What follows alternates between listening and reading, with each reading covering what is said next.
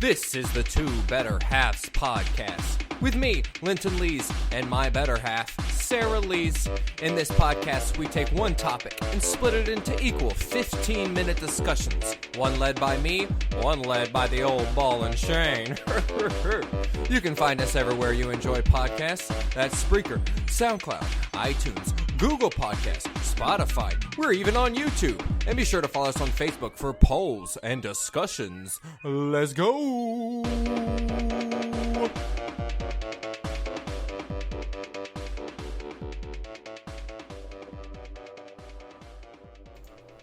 So we're how many days into your quarantine? I'm not sure how many. We said March 12th? March 12th. March 12th was the last one for you, and March 30th was the last one for me, I believe. So mine's like 26. Yep. If I did my math right. It's a lot of days. What have you learned that you just hate during this quarantine? Like, what is a new pet peeve you have discovered? This is the most time you've ever spent at home with, I would say, me, probably, and the kids. Maybe not the kids. Yeah, summertimes with the kids, when I was a teacher in particular, that was I probably got equal amounts of time with that. But yeah, definitely the most time I've ever spent with you. I think the biggest, I guess it's not really a pet peeve, it's just a weird thing, is that I'm used to in my workday being able to just like put my head down and focus on what I'm doing. And there's a lot more needing to move to other rooms because someone comes in and it's loud and I'm on a phone call. And so there's a lot more moving around that has to happen versus just being able to like sit and focus and get in the zone. Why can't you call that a pet peeve? Like, your pet peeve is having to switch rooms. Yeah, I guess that's a pet peeve. I don't know why. I mean, it seems like it fits pet peeve. Yeah, I was just thinking it was different and not so much of a pet peeve. But so you like getting up and switching rooms? No, I don't. So fair enough. Oh, gosh. What have you found most annoying about people and the way they respond to this whole thing, the virus and the quarantine? I would say it boggles my mind that there's still the conspiracy theorists out there who are saying that this is all fake and it's not really happening. I mean, at this point, there would have to be so many people involved in making it seem like there's something happening that isn't, that somebody would have spilled the beans. There's no way that many people can keep a secret. Different conspiracy theories, okay, whatever. If you're talking about somebody engineered this and released it on purpose, that's a whole different ballpark. But, like, legitimately that none of this is actually happening, that would be too many people in on the secret. What is the conspiracy? I don't know this conspiracy. Maybe I'm not following the right people. Yeah. There are people that you know that believe this? That I have seen on Facebook. I wouldn't say that they're probably, like, friends of friends, but who legitimately don't think that there stuff's even happening? Is a virus and this stuff is even happening, that the hospitals are being flooded and things like that, that's where I get confused. Like, there'd be so many people lying at this point. That's silly. I don't understand. I've boggles my definitely mind. heard people mention that this is a weapon being used. And that could be true. Yeah, there's no way to know whether or not that's the case at this point. Just ask the bats. Say, hey, bats, are you virus-filled if you're eating? I mean, I guess that's one way, but the virus wouldn't have even necessarily had to have been consumed in order for it to have been transmitted to people, so. That's true. I guess. I don't know. I don't know how it all started. Oh, that's an interesting big pet peeve. I think mine is people who complain that when they're out and about doing things, they see lots of other people out and about doing things. Which, the only way you'd be able to complain about it is that you were one of those people also out and about, but it's all over the place. It's all these people saying, well, when I was out buying essential groceries and getting my essential needs and being an essential worker, I saw lots of other cars, and I saw lots of people in the parking lot. Oh my God, why aren't they doing it right like me? They're going to cause all these problems. Is it bad that I really liked that voice you used just now? I really like it too. That's pretty hot. It's like everyone is assuming that every other car and every other thing parked and every other person out there is out there for the wrong reasons. But we're doing it for the right. Like, I wouldn't be able to type. I was out doing something in public with social distancing, but still around all these people. And I can't believe all those other people were there. Like, that just, my fingers would feel so pompous that I would have to cut them all off. It is just the most pompous complaint that I see. And I see it all the time from lots of people that I really like. No, I that makes total sense. Because the thing is that, like I said, I've not been at work since March 12th. And I honestly have left the house, I think, maybe 5 times in those 26 days. And it was to buy groceries and get prescriptions and to take my older kids to their dad's house. Those are the times that I have left the house. And you have never complained about it. You have no idea why the other cars are out. But that's my point. Exactly. Those You're 5 not times, a horrible douche. I could have been one of those people that someone else saw. But I've legitimately left my house 5 times in 26 days. And I've left my house more than that. And other people have left their house more than that. And some of them for really dumb reasons. And some of them for really fine reasons. It's just, oh my God, so fucking pompous for you to be posting and talking about how what you're doing is fine and you can't believe other people are doing the exact same thing. Because guess what? Even if you are essential and you're going out there for essential reasons, it's still the exact same risk. So get over yourself. Goodness, people are so annoying. No, I gotta agree with you on that. What is my biggest pet peeve about being home? I don't want to just say my children existing. Because that sounds really mean. Ooh, that sounds really mean. It's just having them 24/7, I think. It's not their existence. I think it's just that they're always there and there's no break. Well, and I had that because I was the stay-at-home father. So that was what it was. And I was really sad about it when I was doing it. So I guess it's just bringing that back up. And it's like, all right, here we go again. They're just here all the time. And there's not a lot for them to do. Like, I can't take them out and do stuff with them. I think that that's what makes it even harder, is that we can't, go to the park, or we can't, promise, hey, if you're really good for the next 6 hours, we'll go out to dinner, or we'll go to Six Flags, or we'll go to the store and get you a toy. Like, none of these things are viable options. Yeah. But that's the lame thing. I think everyone probably has that complaint. Yeah, and everyone's schedule is so out of whack. So we have kids now staying up till 3 o'clock in the morning and then waking up at 1 o'clock in the afternoon, which, don't get me wrong, makes it easier for me to do things like work because they're sleeping when I need to be doing other things. But it does totally throw their systems out of alignment, and I think especially younger children really need that schedule and that predictability, and having everything just be completely thrown out the window is very hard to manage. So I'll take that and I'll specify a little bit more. I would say my overall pet peeve is having to share my Nintendo Switch. Because that is about you, and it's about... Because the game everybody wants to play right now is Animal Crossing. We're all on the same island. Well, not all of us. Four of the 5 of us are on the same island. Everybody wants to play it. And nobody wants to play it attached to the TV so it can be charged. So it's this constant game of, can we even play it right now, or is it dead and it needs to be charged? So my window of playing lately has been from 11 p.m. to 2 a.m., between 1 and 2 a.m. That's when I get my time in. Almost every morning when I wake up, my wife is playing it. Usually the 2 girls want to play it at some point. My wife plays it probably 5 or 6 times during the day. Twice. Well, today, yeah, but I'm saying usually. So having to share that and really figure out the battery life on it. Like, I didn't know the battery died. I'd never actually seen it happen, but it happened. I'll play on the TV from now No, on. you don't have to play. I mean, it's so much easier because you want to watch the news. And every time I come downstairs, she has the Switch in one hand. She has her laptop in her lap. She's usually on a phone call. And then the news is on the TV. So she's got everything going on. And I appreciate you doing that, but... It makes it where I have to, like right now, my stepdaughter has it up in her room, and I said, just when you're done, put it on the charger, and I'm hoping she'll be done by 11 o'clock. Maybe not. It is 10 o'clock right now, so I might not get to play it all night, which would suck, because I need to go once a day. I haven't even seen the Nook's Cranny upgrade, the Town Hall.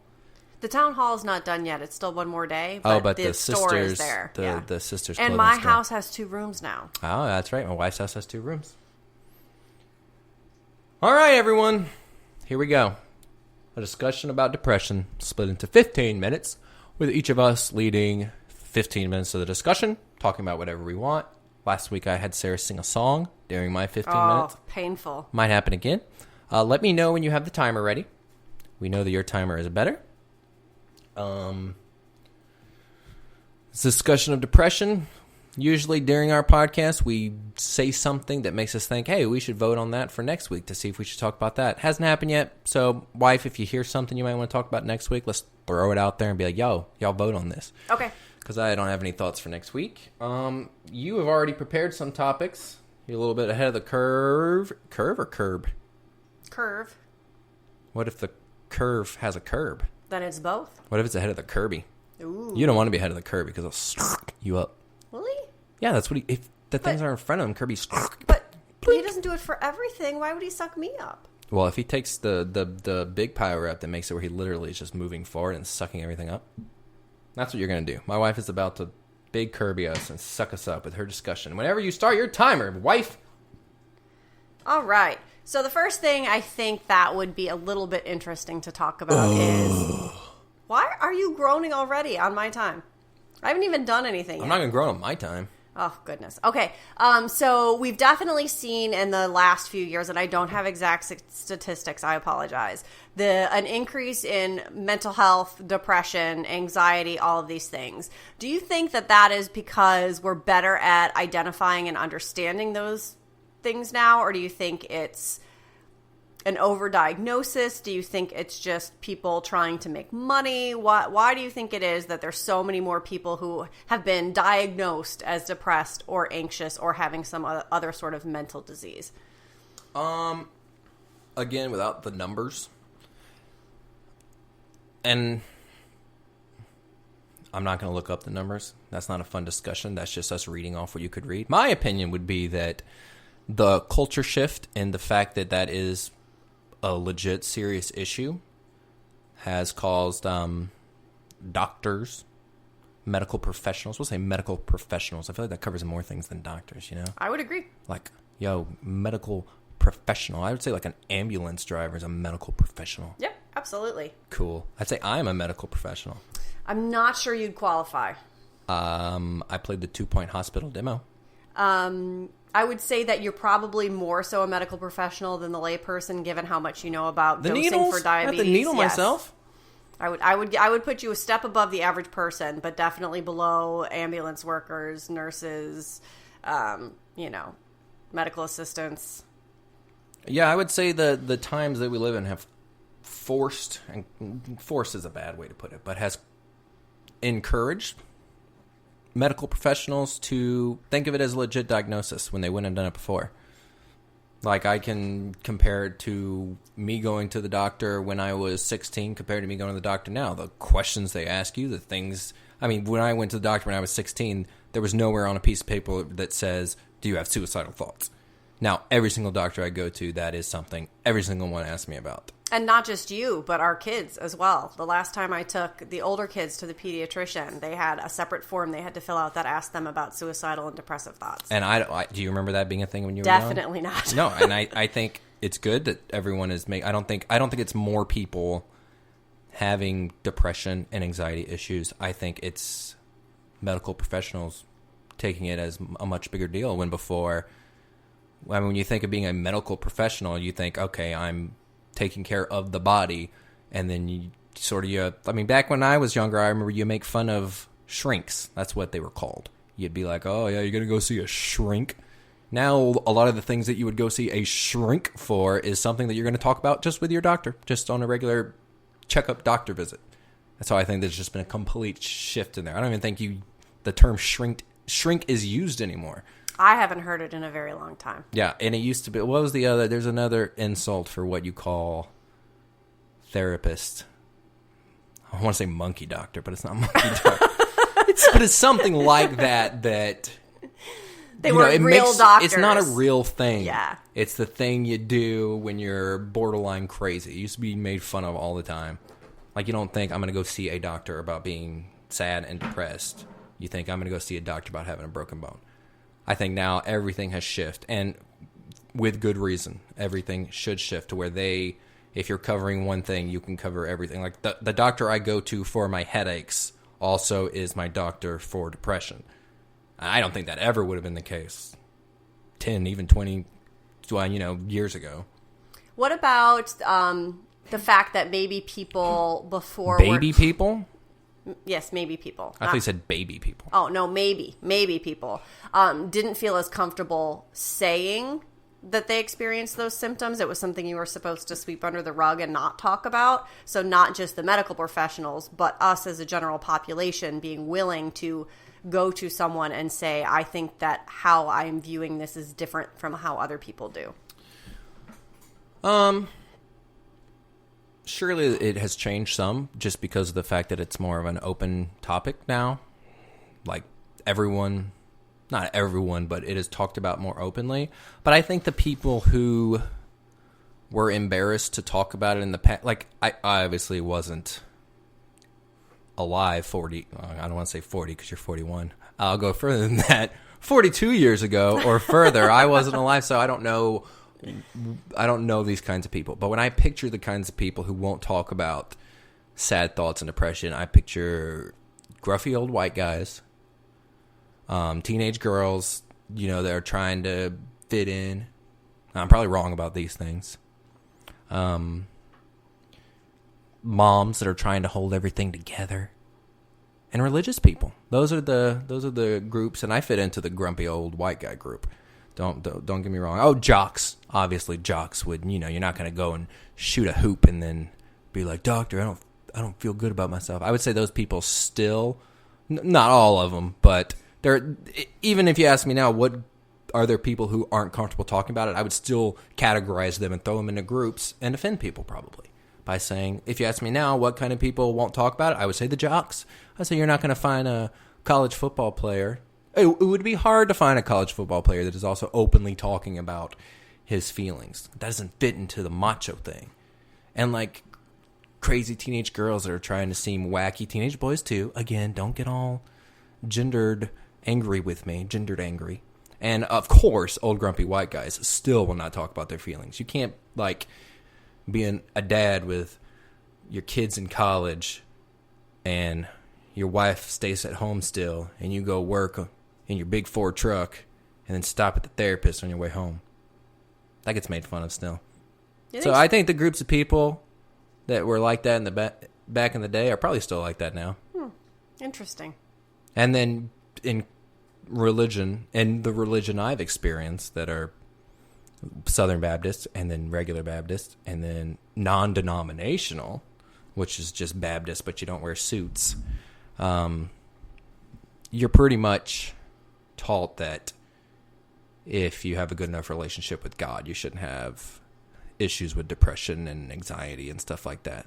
If it's put in his hands, all that will go away. You're sort of that's all frowned down upon. I have a friend who is now married to my ex-girlfriend. I won't say his name because I don't talk to him anymore, and I don't talk to her anymore, that sent me a message out of the blue on Facebook a couple years ago when I was pretty public about dealing with anger issues. And he was like, him and I had gone to church together for like 6 years. And he said that he's looking for books about depression and books about his anger issues, but he didn't want them to be based in Christianity at all. That church had really nailed it in that you are not supposed to feel that way. So I know at least he agreed with me on that. And I sent him some book suggestions that I had that were based in Buddhism, not Christianity. Because Buddhism really takes it from the Buddhists take it from a look of, if you take out all religious aspects of Buddhism, if you even believe Buddhism is religious, the advice and the tools they give you to help stay exactly the same. And that's why I was so into the whole Buddhist way of doing things for so long, until I just couldn't get over some of the ridiculous things in there, which we can talk about another time. So one of the other things that I was really curious about is... Whoa! I have definitely had periods of my life where I had sadness and frustration. I was bullied pretty severely in late elementary and middle school, but I would never say that I was depressed. So what is the difference between sadness and depression from your perspective? Because I could read things about it on the internet, and I can read different books and what psychiatrists say. But as someone who's never been depressed, I don't know what that feeling is. And so I'm just curious as to what you would say. Oh. Yeah. I thought about that. I assumed you were going to ask that. And if you weren't going to ask it, I was going to bring it up. For me, as someone who has both been self-diagnosed as depressed and medically diagnosed as depressed, I always, and this is where the whole therapy, doctor, self-diagnosis thing gets blurry for me, because I don't think there is the one way to define it, which is a shame because the word is used so often now. Like the way one of my friends uses it would be, hey, my girlfriend broke up with me, I'm depressed. And the way another one of my friends would use it is they've been struggling with suicidal thoughts for the last 10 years. And it's just this huge difference. So to me, it's always been depression. Well, you get sad and you get stressed about something. I am sad. Something happened and now I'm sad about it. And I'm dealing with this sadness. Depression is not about something. It is just you are in this funk and you're experiencing this feeling. And no matter what, no matter how good your days are, no matter what turns around, no matter the years that go by, it doesn't go away. It is this underlying, I hate using the term dark. I guess it would be like Dexter and say my dark passenger. That's what he called it, right? Mm-hmm. It's this feeling that it's always there. Like, I go back to probably after I stopped going to that church that I mentioned earlier. I tried to give up believing in God. And then I got some really bad health issues before I knew about the diabetes and stuff. That's when feeling depressed first came. And I don't think for me it's gone away since then. Like, there is always some part of me that has a suicidal thought almost every single day for the past, what is it now, over 10 years, 10, 11 years. Like, that thought is always there. There are times where I think about a lot of other good stuff and have really good days and have really good weeks. Like, I would say right now in life, I am not sad about anything. I mean, the quarantine thing, everybody is sad about that. But that's the big difference I see, is you get sad about something. Like you mentioned, you've been sad in your life. You feel stressed about something. I am stressed about my diabetes. I am sad about this virus thing happening. But even when those things aren't happening, even when my blood sugar has been perfect for 3 days straight, even when the kids go to school and I get to go to work and I get to have alone time, I mean, the depressed feeling, the feeling of things aren't going to get better, this is going to be here forever, I'm always going to have these feelings of nothing being enjoyable, that doesn't go away. So what do we do then as people who care for someone who experiences depression? Because I know if I'm sad, I want someone to, go with me to do my favorite things and bring me my favorite food and, talk to me and let me cry on their shoulder. But it's different. And so what are the things that someone who loves someone who has depression can do that is supportive without being condescending? And I feel like at a loss sometimes. Isn't this our question from our listener that we got today? Are you just stealing that and making it your topic? I put it in the list 2 days ago as the topic I was going to discuss. I think she mentioned the question like 3 days ago. Well, I didn't see it. I'm sorry. It's your 15 minutes. You don't have to apologize in your 15 minutes. Only I have to apologize in my 15 minutes. Or I have to apologize for things I said the week before. All right, you're eating up my 15 minutes. Okay. What is the question? What is it that I can do to support someone who is experiencing depression? What would be helpful? I know my answer is not the answer I usually see from like the social media, the people that I know that deal with it, is usually like, don't ask me about it and don't just be there. Sometimes I just want to be left alone. I think if you are someone who deals with how I define depression, which is that feeling that is just always there, I think it is very selfish of me, to be vague. Like, I think if you come up to me and you ask me, do I need anything? How am I feeling? For me to say, I'm just depressed, leave me alone, or just give me a minute. I think that's incredibly selfish of me. Not everyone has to agree with that. That's fine. But because there is such a difference between, in my opinion, again, sadness and depression, I think it's completely reasonable to come and ask anytime you want to ask. And you do that. You regularly ask. I would say that, and we've talked about this before, so I don't feel bad saying this. Being encouraged to talk about it is always something fantastic. Like, this is probably the most in-depth I've gotten talking about it in a long time, because you are a problem solver. That's how you are. So you don't ask, do you want to talk about it? You ask, what can I do? What can I bring you? You're very much action-oriented. So I would say it's a lot can be accomplished just asking. Oh, well, look at that. I think you knew where I was going, though. No, I did. I did know where you were going. So I feel like I got at least a little something, so thank you. You're very welcome. I hated talking about it. But you know what? It's not about what I like. And it never will be. Sometimes it is. All right. Whenever you are ready to start the next 15 minutes, I will guide the next 15-minute discussion. I am ready now. You say ready what? Now. Ready now. Oh. I want to copy some of your questions because I want to hear your view. You decided not to give it.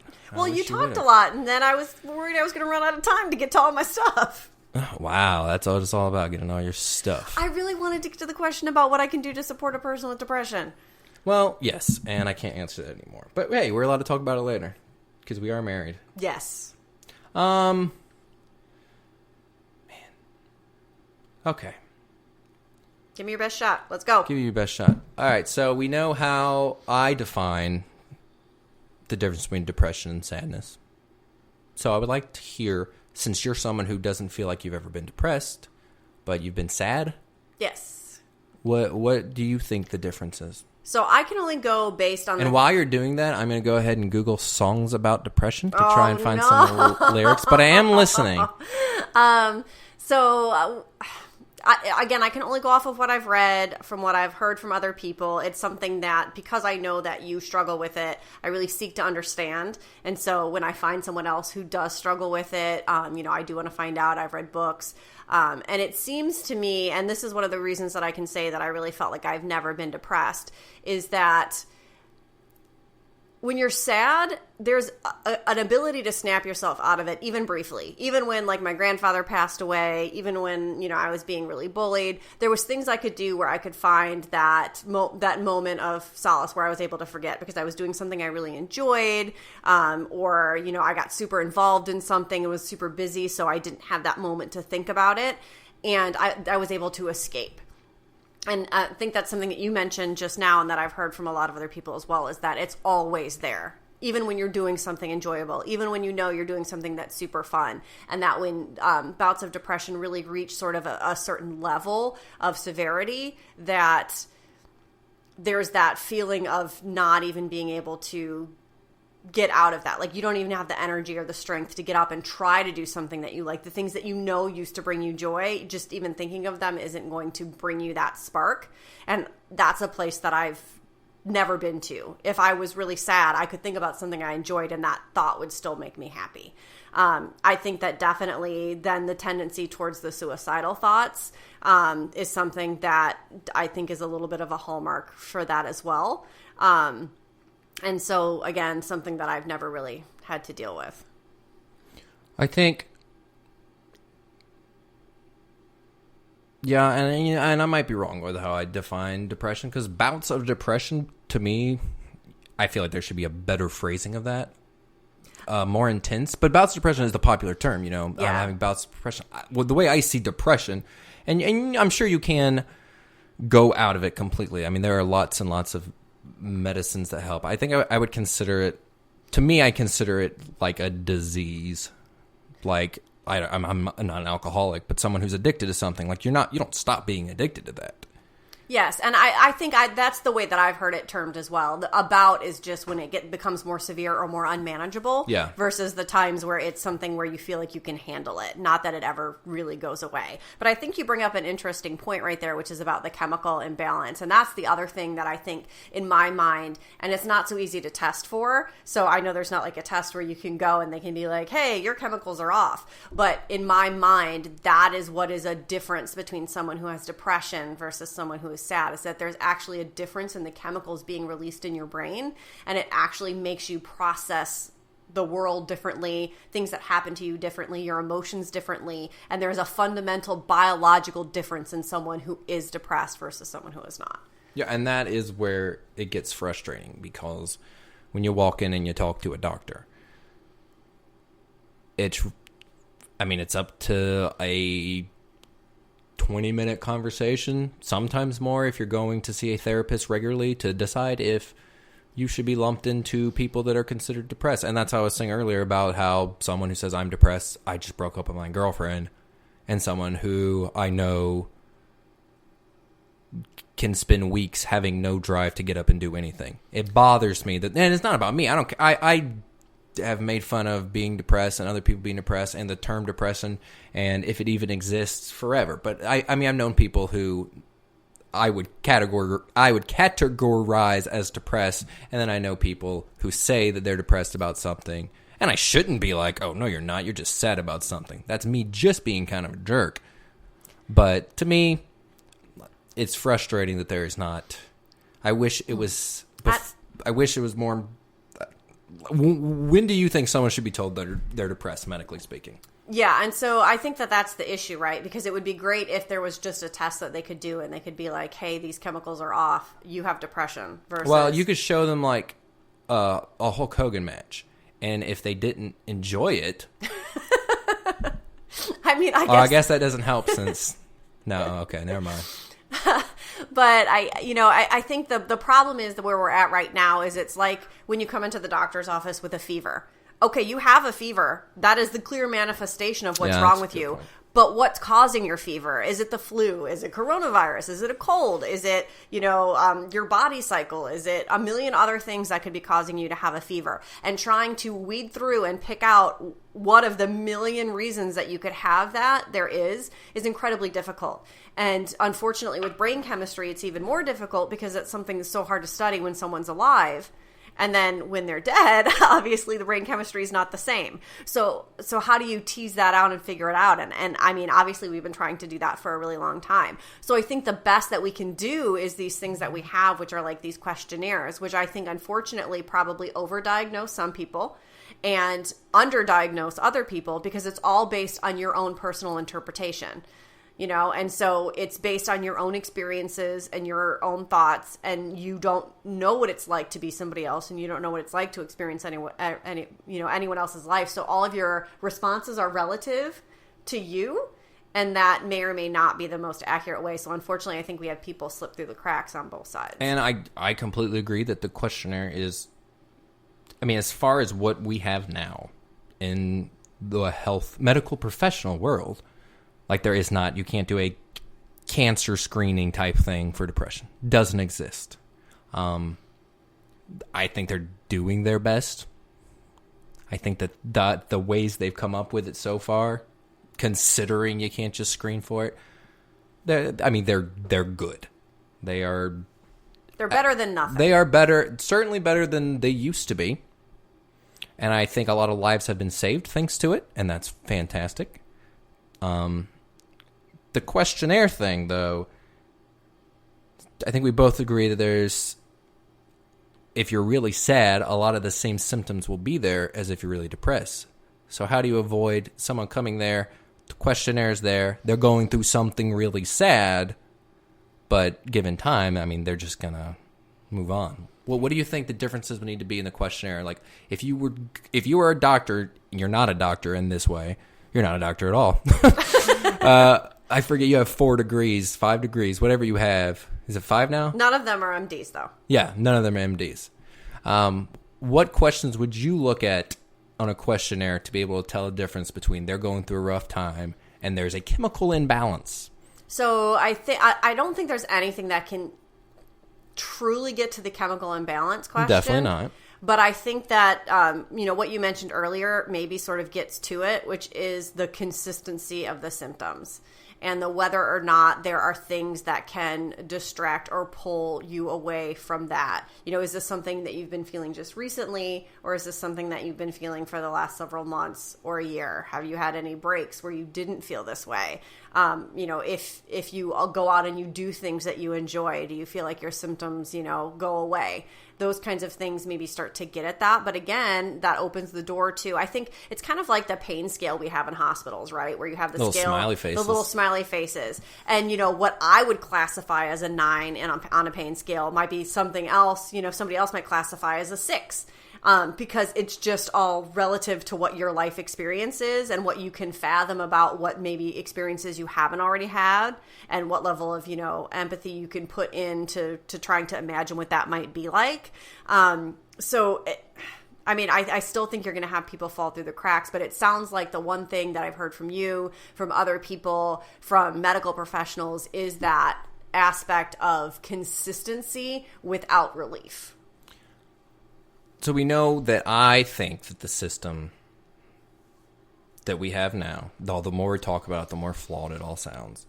I think it is good. If I was letter grading it, I would give it a B-.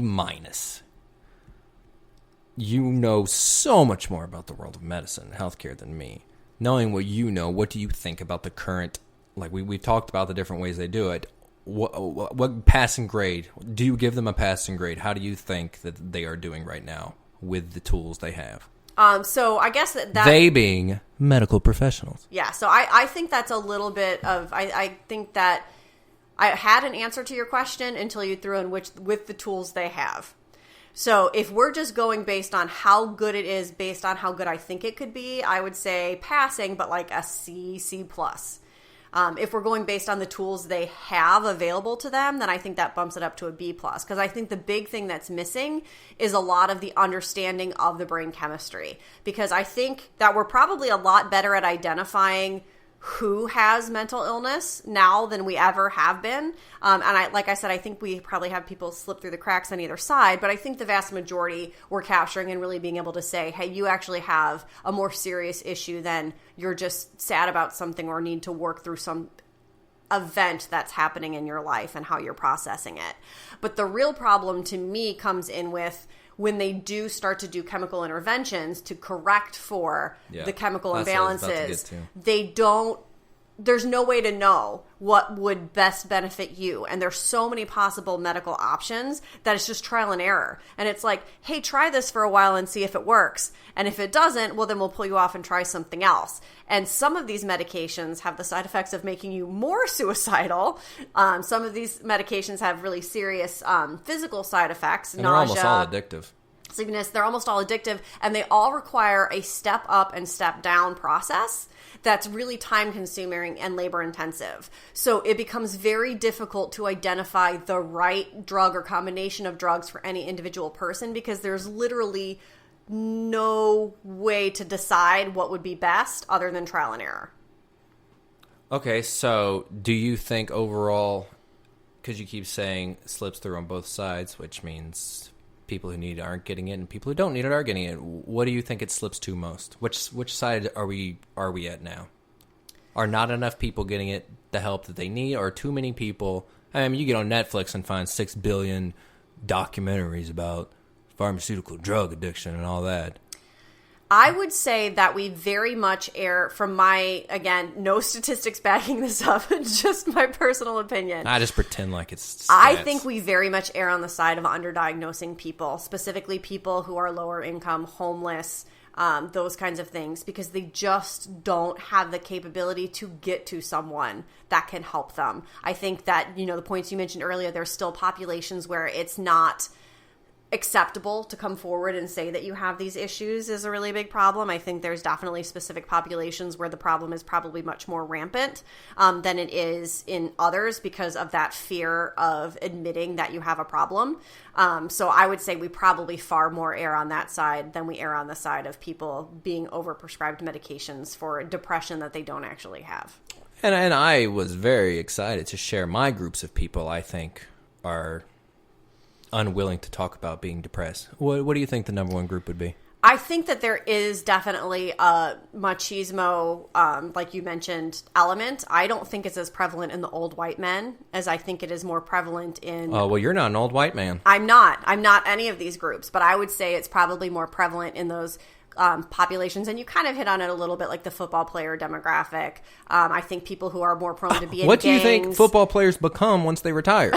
I mean, some of them become old white men. The quarterbacks. But, you know, the groups that would be kickers? susceptible to gangs, the lower income areas, there's definitely, the Hispanic population there's a lot of research that has talked about how they have more of a macho component to their culture. And so, you know, those kinds of groups, and unfortunately, it's the same things that come up again and again. It's the lower income people that don't have access to some of the education and the access to healthcare, where it sort of becomes a way of life to avoid it. And so they're unfortunately disproportionately affected by this to coronavirus, to a slew of other things. You didn't give me one group. You gave me many. Yeah, but you gave me many. Yeah, if you would have asked for one specific one during your 15 minutes, I would have given you one. I would say lower income males probably the Lower most. income males. So like the football players in college said don't have any money because you're not allowed to make money in college. And the ones who are there on scholarship and have, you know, sort of worked their whole life because they've come from families who, you know, sometimes it's single parents. Damn, we didn't even get to the song. Darn. I was going to have you sing Comfortably Numb by Limp Bizkit. Oh, well. Limp Bizkit. You get it? I mean, yes. It's not by Limp Bizkit. Well, that was pretty in-depth. I wish we would have had more than 15 minutes each, actually. I could hear you talk all day. Aw, thanks, baby. I didn't say I wanted to. Just because we're in quarantine together, I can literally hear you talk all day. What kind of topics... What kind of idea for a topic spurred from that conversation? I mean, we definitely hit on all of Christianity and religion again. I think that one comes up again and again. Give me one, and I'll choose one that we'll throw in there. Gosh, based on what we talked about? Yeah. What did we just speak of? What did we just speak of that you wish to speak of more? I don't know. I mean, it's depression, so... A lot of it was very medically focused, drug focused. Drugs. There you go. Drugs. Drugs? Drugs. Ooh, damn, I love drugs. Ooh, man, I hope we get that one. All right, then I will choose teenage girls. Oh, there's very little talk of teenage girls, but okay. No, I brought up that the groups of rebellious teenage girls. Very little talk of teenage girls. And it's then you stretch, have a daughter that is 13 now. I think there'd be a fun conversation there about teenage girls. We had one question from our dear fan base. Lots of you voted for us to talk about depression, but only one of you offered a question, and it was, what can the significant others do? I'll touch on a little bit more since I've got cut off. For me, specifically, it's even if the answer is usually no, to be asked if I want to talk about anything or to be asked specifically about something. It helps me to talk when I am depressed, and it is the main thing I am focused on, to just carry a conversation, keep my mind off of it, talk about stuff. That's one of the things. I don't really hermit myself, even when when I have high bouts of depression. I don't hermit myself. Even if I just want to lay there, I'm gonna lay on like the couch where I'm around people, or I'm gonna lay on the floor because I like the floor. The floor is comfy. I'll only go upstairs and lock myself away if I'm also taking a nap, which I do that often. So I think being specifically asked questions for me over, do you want me to bring you anything? Is there anything I can do? Just being forced in a conversation for me specifically. So you've sort of said a couple of things there. Is it? I said a lot of things. Is it conversation specific to, do you want to talk about how you're feeling? Or is it conversation more like, let's just talk about something completely unrelated? I always love it when you ask me if I'm going to talk about how I'm feeling. Okay. Because I think probably twice out of the 200 times you've asked me, I wanted to, but it meant a lot. And I've had a really good conversation from it. And I think that's the hard thing for the loved ones, is that you ask and you don't get an answer, or you don't get I guess, I don't want to say the right answer, but you don't get positive reinforcement, right? I ask the question and I'm told no, and I ask the question and I'm told no, then I start to feel like maybe that's the wrong question to ask. So I think that that's a really helpful point that you just made there, which is, I've asked the question 200 times and twice it really mattered, but those 2 times made up for the fact that 198 times it wasn't it wasn't what you needed at that moment. And that, I think that's what more people need to hear. And for me, again, it's for me, might be the opposite of other people. Being asked, is there anything I can do? Is there anything I can get you? It feels mean to answer yes to that. Not mean, but when you're working nonstop and in between you on your 9th phone call of the day and getting our daughter something to eat, you come up to me, is there anything I can do? Anything I can get you? I do not want to say yes to that, even if there is something that I would like brought to me. If you come up to me and you ask a question and all I have to do is talk to you, I know that that's not going to put you out and make it more stressful on you. So that goes a long way with me. Being asked for stuff. Yeah, and I think that that's a really great point. And I think another point that you made, that, this is the most that we've talked about, some of these issues really in depth and specifically.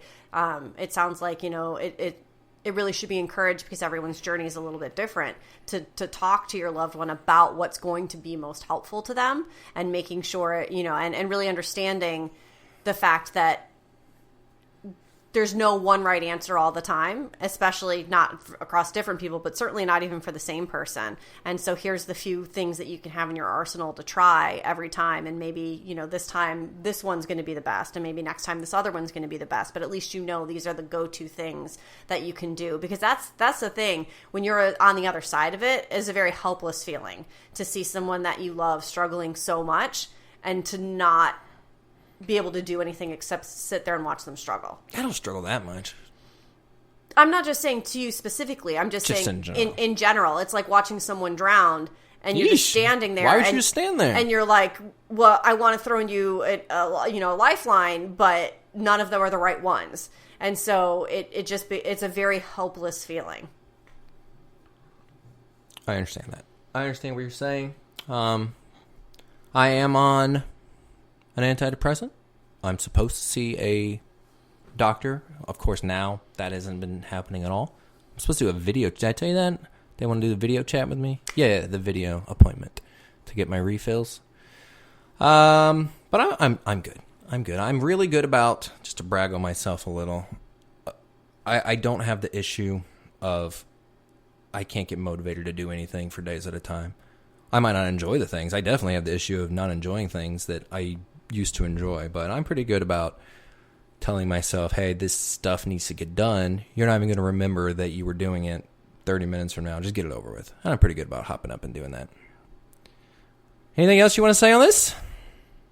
No, this has been very insightful. I appreciate you being so candid and honest. I know it's not easy, and I think that it always means a lot to people when they can hear other people experiencing the same things as them, and they can identify with bits and pieces of that. So hopefully we were able to give that to some people. And keep an eye on the polls on our Facebook.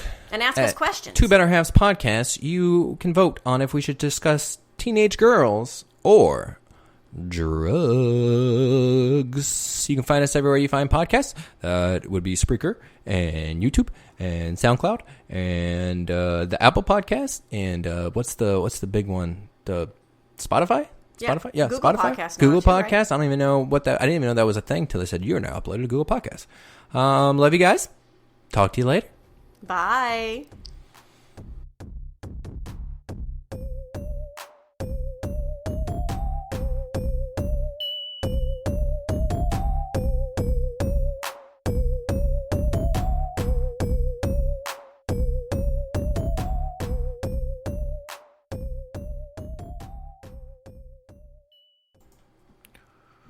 I want to play a game. Around you, there are 19 nails that if you pull out the rope, we'll stab you. Jigsaw. Yes, I'm very confused by the nails in the rope, and I'm getting stabbed. That's a jigsaw torture device. Yeah, but I can't picture this in my head based on that description. But okay. You have a rope tied around your wiener. I don't have a wiener. Yeah, but no, you're an actor. You have a wiener. And if you pull the rope out, you get to keep your wiener. But if you do it, you get a nail stuck in your wiener. I feel like there's a flaw in this design. Well, there's a flaw in the movie Jigsaws. He was alive the whole time. We're going to play a game. It's called Sex, Marry, Kill. We end all our podcast episodes playing Sex, Marry, Kill. In this game, you'll be given 3 fictional characters. One you have to have sex with. You can have sex with them as much as you want, but you can have no other type of relationship. One you have to marry, which means you try to have a successful marriage. So you try to have the kids, you have the house together. You can't just be married and one live in the basement and one live in the attic. You can have a successful marriage without having kids. I'm just going to put that out there. Okay. I meant you're trying to have a traditional marriage. That is the word that I meant to use. I apologize. I'm an idiot. And lastly, the one you kill. You put a knife through their heart and they're... Which, considering our 3 today, let's see what we're going to go with. So, sex, marry, kill. Bob Cratchit. Ebenezer Scrooge. And the Ghost of Christmas Future. I feel like these are some odd choices. I asked you if you wanted Frozen characters or a Christmas Carol characters, and you wanted a Christmas character. I was originally going to do the 3 ghosts, but I decided not to because everyone would want to have sex with the Ghost of Christmas Past. It's too obvious. I don't think that's true, but okay. Sheesh. I am a little biased because you have played Bob Cratchit on numerous occasions. 7 times. Once counting the galas. 7 times. Once with me playing Mrs. Cratchit, or a version of Mrs. Cratchit. It was a really weird play. So I'm going to have to marry Bob Cratchit. I'll do my marry too while we're on it. I'm going to marry Ebenezer Scrooge. Because... Gold digger. Well, first thing is most important. We know my type of guy is Silver Fox. And since we are establishing that the Ghost of Christmas Future exists in this scenario, that means Scrooge has experienced the Ghost of Christmas Future, and he has changed his ways. So now it is a rich, older male that doesn't have any, what do you call it when something from your past is holding you down, pulling you back, keeping you from being the best you. Baggage on your back? Baggage. I think baggage. Monkey on the back. Back to the monkeys. Monkey doctor, monkey on your back. He doesn't have the baggage anymore. He's let it all go. He's dancing in the streets. He's bringing me turkeys. Yeah, I'm marrying the hell out of Scrooge. I thought it was a goose. Okay, well, he brought the goose to Cratchit. He's bringing me a turkey. I don't know, as long as it gives me some meat, if you know what I mean. All right, so I don't really feel good about killing people. Oh and the Ghost of Christmas Future is already a ghost. Okay, but... You can kill a ghost. That's what ghost hunters do. So if you kill him, keep in mind that he cannot come to someone's life and help them now because he is dead. Yes, but you know, if you've read any of the stories about ghosts and they don't, if they're here, if they're trapped on Earth, it's usually because there's some sort of something that's been holding them back from whatever is after. And so they would feel released if I were to kill them and let them go into whatever that beyond is. And they wouldn't just... did you watch The Good Place? They want to go on. They don't want to stay here. They're not ghosts. It's different. Ghosts do want to stay here. They Otherwise, don't. They wouldn't be here. No. Killing Ghost of Christmas Future. I'm releasing him from his prison. All right, I think it's obvious that I'm killing Bob Cratchit. Because as we just discussed, I've been Bob Cratchit 7 times. Every time I have ever auditioned for a show that had a Bob Cratchit in it, I've gotten that part of Bob Cratchit, even when I auditioned to be other characters. And then twice when I didn't audition, I was asked to come be Bob Cratchit. There can only be one Bob Cratchit. So I'm going to take that little knifey, and I'm going to shiv it into him. I'm going to have Tiny Tim watch while I'm killing his dad. Aww. Then I'm going to adopt him. I'm going to be like, you're mine now, boy. Then you just became Bob Cratchit. Exactly. But that was after I did the killing. Wow, that's dark, babe. Yeah. The sound of the knife. Mr. Scrooge, Mr. Scrooge. That's the blood squirting all over the goose. No, I don't feel good about that. Okay. So that leaves me with Scrooge. It leaves you with who you're gonna Scrooge. That's right. And, he spent a lot of time, to your point, being really sad, depressed, lonely, eating his little bits of potatoes and getting indigestion. Do you remember that he thinks the ghost, when he first sees Jacob Marley, is a bit of indigestion from undigested potato? Oh, God, that's right. Oh, why do you remember that of all things? He sits in his little cold office and doesn't burn any coal, and he shivers, and he counts all his money, and he's just bored out of his mind. But then the ghosts come, and they free him from that burden. He's going to have a lot of pent-up sexual aggression he's going to have to get out. Oh, my God. Oh, I hate this. You picked the people. Oh, but you picked the wrong one. No, I didn't. I picked the right ones. And you like the silver foxes. I don't know. You might enjoy it. Yeah, but it sounds like you're rewarding him. Like he had a bad life, so therefore he earns sex? No, I earn the good sex from him From having had a miserable life. Dear Ned. Oh, my goodness. That is disturbing. We have good sex, don't we? We do. I don't have a miserable life. Well, you're still going to have sex with one of these people? Yeah, but you're making it sound like you'd rather be sleeping with someone with a miserable life. I would not. Well, that's it. I'm going to be miserable from now on. Aw, baby. Well, I think I'm doing what any sane person would do, and I'm fucking a ghost. I don't even know. Why would I have to explain it? Why would there be any debate? It's a ghost. Yes. I mean, it's not even going to be corporeal, so you're not even going to feel anything. It's just going to be like a puddle of cold water around your dick. Oh, my God. You're just making it even better. Well, I think it's obvious, and everyone wants to see what it looks like to have sex with a ghost. So I don't, but okay. Well, it's different for you. That's true. Because the ghost would be in you, and it wouldn't look like anything. That's I would true. be in the ghost. So that would be awesome. So that's what I'm going with. Okay. What ghost would you have sex with? No. No ghost? Yeah, I don't think he was a ghost, but if he had been a ghost, Sam and Dean Winchester's dad, he died, so potentially he could have been a ghost.